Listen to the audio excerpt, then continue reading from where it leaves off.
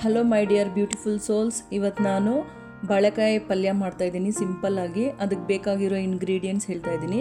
2 spoon ಧನಿಯಾ ಪುಡಿ, 1 spoon ಖಾರದ ಪುಡಿ, ಸ್ವಲ್ಪ ಅರಿಶಿನ ಪುಡಿ, 1 ಸ್ಪೂನ್ ಗರಂ ಮಸಾಲ. ಇಷ್ಟನ್ನು ಎತ್ಕೊಂಡು ಮಿಕ್ಸ್ ಮಾಡಿ ಇಟ್ಕೊಳ್ಳಿ ಪೂರ್ತಿ. ಅದರಲ್ಲಿ ಬೇಕಿದ್ದರೆ ಸ್ವಲ್ಪ ಉಪ್ಪು ಸೇರಿಸ್ಕೋಬೋದು, ಬೇಡ ಅಂದರೆ ಆಮೇಲೆ ಸೇರಿಸ್ಕೋಬೋದು. 2 ಬಾಳೆಕಾಯಿ ತೊಗೊಳ್ಳಿ, ರಾ ಬನಾನಾ ಅಂತಾರೆ. ಅದನ್ನು ಸಿಪ್ಪೆ ತೆಗೆದ್ಬಿಟ್ಟು ತಕ್ಷಣವೇ ತೊಳ್ಕೊಳ್ಳಿ. ನಾವೇನು ಅದನ್ನು ನೀರಲ್ಲಿ ಉಪ್ಪು ನೀರಲ್ಲಿ ಇಡಬೇಕಾದ ಅವಶ್ಯಕತೆ ಇಲ್ಲ, ತಕ್ಷಣವೇ ಮಾಡೋದಲ್ವ, ಸಿಂಪಲ್ಲಾಗಿರುತ್ತೆ. ತೊಗೊಂಡು ಸಿಪ್ಪೆ ಎಲ್ಲ ತೆಗೆದು ತೊಳ್ಕೊಂಡು ಸಣ್ಣದಾಗಿ ಕಟ್ ಮಾಡ್ಕೊಳ್ಳಿ.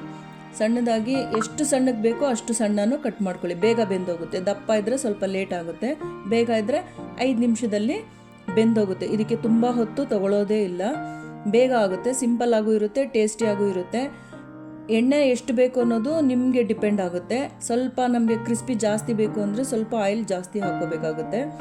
ಇಷ್ಟು ಕಟ್ ಮಾಡ್ಕೊಂಡಿದ್ದಾದಮೇಲೆ ಒಂದು ಕಡಾಯಿ ಇಟ್ಕೊಳ್ಳಿ. ಕಡಾಯಿ ಇಟ್ಕೊಂಡು ನೀವು ಸ್ವಲ್ಪ ಎಣ್ಣೆ ಹಾಕ್ಕೊಳ್ಳಿ. ನಾನು ಕೊಬ್ಬರಿ ಎಣ್ಣೆ ಯೂಸ್ ಮಾಡ್ತಾಯಿದ್ದೀನಿ. ನಿಮಗೆ ಯಾವ್ದು ಬೇಕೋ ಆ ಎಣ್ಣೆ ಯೂಸ್ ಮಾಡ್ಕೋಬೋದು.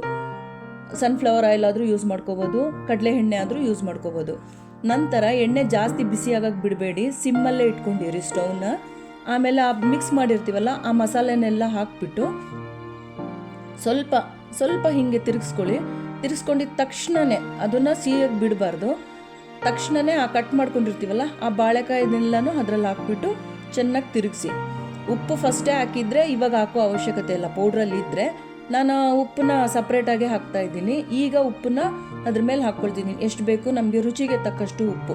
ಕೆಲವ್ರು ಕಮ್ಮಿ ತಿಂತಾರೆ, ಕೆಲವ್ರು ಜಾಸ್ತಿ ತಿಂತಾರೆ. ಇದಕ್ಕೆ ನಾನು ಒಂದು ಅರ್ಧ ಟೀ ಸ್ಪೂನಷ್ಟು ಉಪ್ಪು ಹಾಕ್ಕೊಳ್ತಿದ್ದೀನಿ 2 ಬಾಳೆಕಾಯಿಗೆ. ಉಪ್ಪು ಹಾಕ್ಕೊಂಡು ಮಿಕ್ಸ್ ಮಾಡಿದಾದಮೇಲೆ ನೀರು ಹಾಕೋ ಅವಶ್ಯಕತೆಯೇ ಇಲ್ಲ. ಎಣ್ಣೆ ಮಾತ್ರ ಸ್ವಲ್ಪ ಜಾಸ್ತಿ ಬೇಕಾಗುತ್ತೆ ಅಷ್ಟೇನೆ. 5 ನಿಮಿಷ ಮುಚ್ಚಿಟ್ರೆ ಸಾಕು, ಹಬೆಲೆ ಬೆಂದ್ಬಿಟ್ಟಿರುತ್ತೆ. ಎಷ್ಟು ಸಾಫ್ಟಾಗಿ ಬೆಂದಿರುತ್ತೆ ಅಂದರೆ ಮಕ್ಕಳು ಸಹ ತಿನ್ಬೋದು, ಏನೂ ತೊಂದರೆ ಇಲ್ಲ. ತುಂಬ ಟೇಸ್ಟಿಯಾಗಿರುತ್ತೆ. ಚಪಾತಿ ಜೊತೆ ಇದು ಬಂದು ಮೊಸರನ್ನಕ್ಕೆ ಸೈಡ್ ಡಿಶ್ಶು, ಚಪಾತಿಗೆ ಸಿಂಪಲ್ ಡಿಶ್ಶು. ಚೆನ್ನಾಗಿರುತ್ತೆ, ಟೇಸ್ಟಿಯಾಗಿರುತ್ತೆ. ಒಂದು ಸಲ ಟ್ರೈ ಮಾಡಿ ನೋಡಿ.